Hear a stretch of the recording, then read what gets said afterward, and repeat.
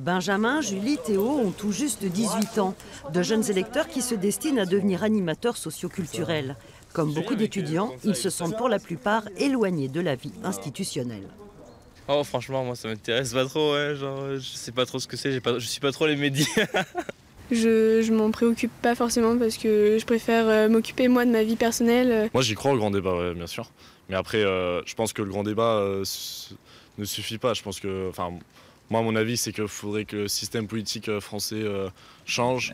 Mais pour l'heure, aucun d'entre eux n'a participé de près ou de loin au grand débat national. À 23 ans, Noémie considère que les thèmes retenus sont dignes d'intérêt, mais le cadre, lui, trop rigide. Je trouve que les questionnaires qui sont donnés sont déjà ciblés, en fait. On va déjà savoir de nous qu'est-ce qu'on va avoir à répondre, en quelque sorte. On sait où on va nous mener. Et du coup, moi, mon intérêt, c'est pas de répondre à des choses vers lesquelles je suis déjà menée de répondre, mais d'inventer ces nouvelles choses. L'un de ses professeurs, membre du laboratoire de sociologie de l'université de Limoges, explique cette désaffection des jeunes de manière pragmatique. C'était pas gagné d'avance et on peut dire que le pari est désormais perdu. Quand vous n'êtes pas intégré socialement, vous n'avez pas grand-chose à revendiquer.